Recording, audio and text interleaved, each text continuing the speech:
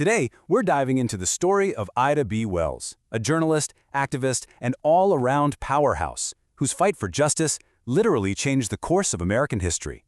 Her story is one of unbelievable courage, so let's jump right in. So let me start with a question for you. We all know about Rosa Parks' incredible bravery on that bus in 1955. But what if I told you someone else challenged segregation on a train a full 71 years earlier? Yep, that was Ida B. Wells. And believe me, that single act of defiance was only the beginning.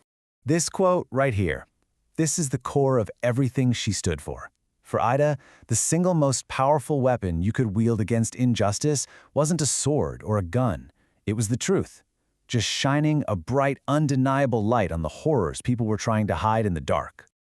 Okay, so let's go back to that train car. This is where it all starts. This is the moment that lit the fire for her entire life of activism. Picture this. It's 1884.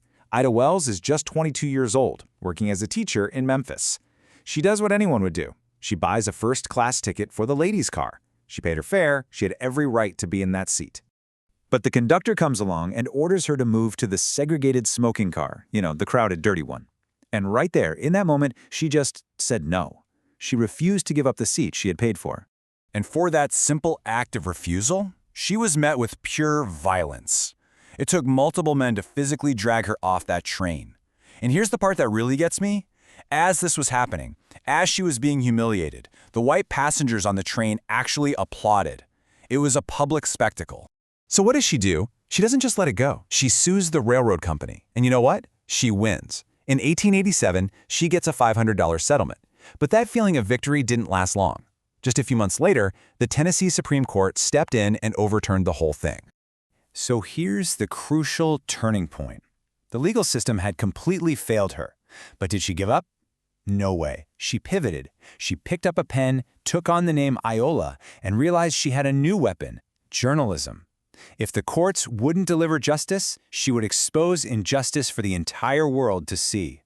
And that mission to expose injustice was about to get intensely personal.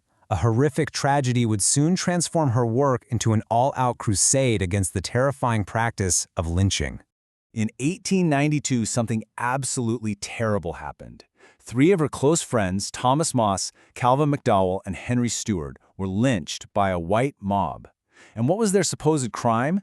They were successful businessmen. Their grocery store was doing so well that it was competing with a white-owned store. That's it. You can just imagine the grief and the rage she must have felt. But she knew that wasn't enough. As she said herself, to really fight this, she needed facts and figures.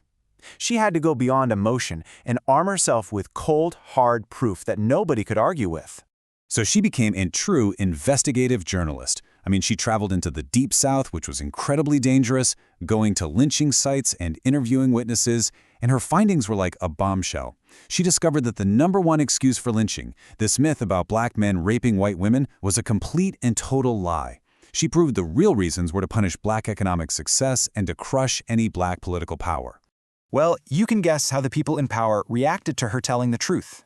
A mob completely destroyed her newspaper office, burning it to the ground. She got death threats, and she was forced to flee the South for her own life, but they couldn't silence her. So now she's in exile, but this just starts a new chapter in her life. Because now she wasn't just fighting white supremacists, she also had to fight for her own place within the very movements that were supposed to be her allies. It's a really tough thing to talk about, but even in supposedly progressive circles, like the women's suffrage movement, Ida ran into a wall of prejudice. She was fighting for equality on 2 fronts at the same time. And nothing shows this better than the huge suffrage march in 1913. The organizers, trying not to offend white Southerners, told the black women they had to march in a segregated section at the very back. Ida's response was basically, absolutely not. But she didn't just go home. In a brilliant move, she waited until the parade started. And as the white delegation from her home state of Illinois walked by, she just stepped out of the crowd and joined them, integrating the march on her own terms. Just incredible. And this kept happening, even in organizations she helped build from the ground up. She was one of the founders of the NAACP. But when they needed an editor for their famous journal, The Crisis, was she chosen? Nope. This pioneering journalist who basically created the anti-lynching movement was passed over for W.E.B. Du Bois. So what do you do when the very groups you help create won't give you a seat at the table? Well, if you're Ida B. Wells, you don't wait for an invitation. You go out and build your own damn table. And that's the real key to understanding her. She absolutely refused to be silenced or sidelined. Every time she was excluded, she responded by creating something new, her own platforms, her own organizations, her own way to make change happen. And just look at what she built. She co-founded huge national groups like the National Association of Colored Women. She was there at the start of the NAACP. And she also built vital community organizations right in Chicago, like the very first suffrage club for Black women. The sheer amount of work she did is just staggering. And she never stopped pushing for representation. In 1930, when she was 68 years old, she ran for the Illinois State Senate. Now, she didn't win, but she was once again breaking new ground, becoming one of the very first Black women in America to ever run for public office. So when you boil it all down, what is her legacy? It's simple, and it's massive. Her brave, data-driven journalism and her relentless activism literally built the foundation for the entire civil rights movement that would come decades later.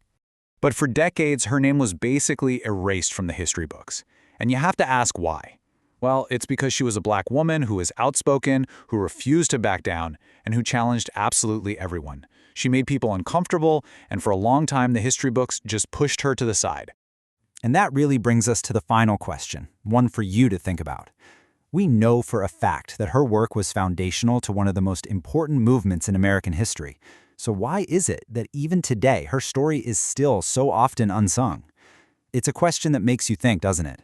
About whose stories get told and which heroes we choose to remember.